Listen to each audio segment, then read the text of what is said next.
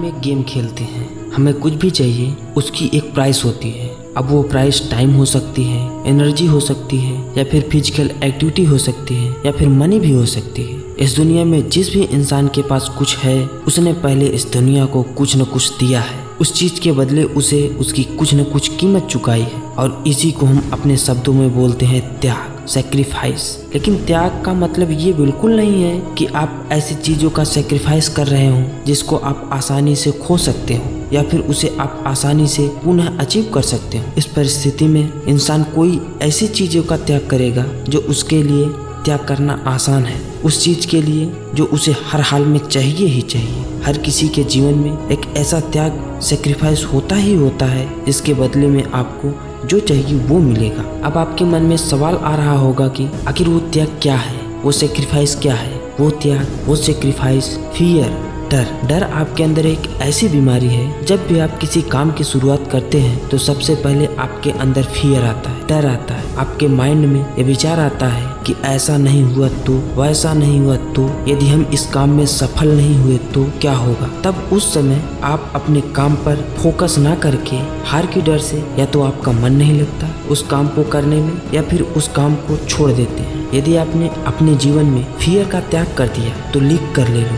दुनिया को कोई ऐसी चीज नहीं है जो आप कर नहीं सकते। जो चाहेंगे आपको वो मिलेगा। लेकिन इस दुनिया में 90% लोग ऐसे हैं जो इस फियर का त्याग कर ही नहीं पाते। शुरू तो सभी लोग करते हैं, लेकिन लास्ट में सिर्फ 10% लोग बचते हैं। बाकी के 90% लोग फिर से डर में होकर काम करने लगते हैं। पता है आपको, इंसान अपनी मेमोरी, नॉलेज, अपनी एनर्जी, अपनी ताकत का पूरी तरह से यूज तब कर पाता है जब उसके अंदर स्थिरता होती है। जब इंसान का माइंड और बॉडी स्थिर होता है तब वह किसी बात को गहराई में जाकर सोच समझ तर्क उतर्क कर सकता है। जिसके विचारों में क्लियरिटी होती है, ऐसे लोगों से कोई कंपटीशन नहीं कर सकता। ऐसे लोगों के माइंड से डर नाम का चीज खत्म हो चुका होता है और उनका माइंड एक नेक्स्ट लेवल पर जा चुका होता है। ऐसे लोगों के माइंड को टेस्ट करना आम लोगों के बस की बात नहीं है। और अब बात आती है कि आपके अंदर का फियर खत्म कैसे होगा। एकांत से, अकेलेपन से। अकेले में जिस प्रकार आप शांति से अपने बारे में सोचते हो, अपने भविष्य के बारे में सोचते हो, तब उस समय आप अपनी नॉलेज को इम्प्रूव कर रहे होते हो। जब आप काम को अकेले में होकर शांति से करते हो तब आपको अपने काम से धीरे धीरे प्यार होने लगता है, लगाव होने लगता है, और धीरे धीरे आपके अंदर मेहनत करने का नशा होने लगता है। नॉलेज और इन्फॉर्मेशन आपके दिमाग में है, यदि वह एक सीक्वेंस में नहीं है तो वह किसी काम का नहीं है। यदि किसी कंप्यूटर में 1000 फाइलें हैं और कई फोल्डर में हैं, और मैं आपको किसी एक पर्टिकुलर फाइल को दिखाने के लिए बोलूँगा तो आपको ढूंढने में काफी समय निकल जाएगा। यदि वही फाइल एक सीक्वेंस में हो तो आप उसे तुरंत दिखा देंगे। ठीक उसी प्रकार हमें नॉलेज तो होता है लेकिन एक सीक्वेंस में नहीं होता है। हमें क्वेश्चन का आंसर पता होता है लेकिन हम उत्तर नहीं दे पाते।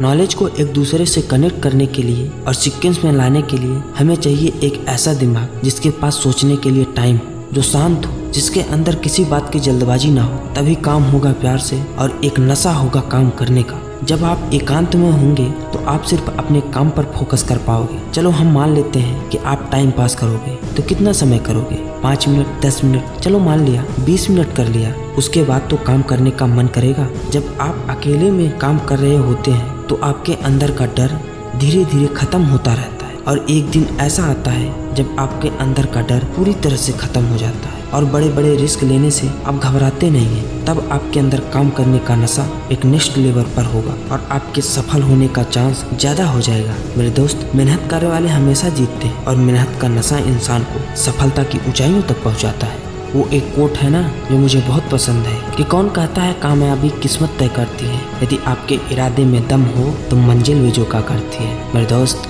यदि यह वीडियो अच्छा लगा हो तो वीडियो को लाइक कीजिए, चैनल को सब्सक्राइब कीजिए और बेल आइकन को प्रेस कीजिए। तो मैं मिलता हूँ आपसे ऐसे ही मोटिवेशन से भरे नेक्स्ट वीडियो में। तब तक के लिए जय हिंद, जय भारत।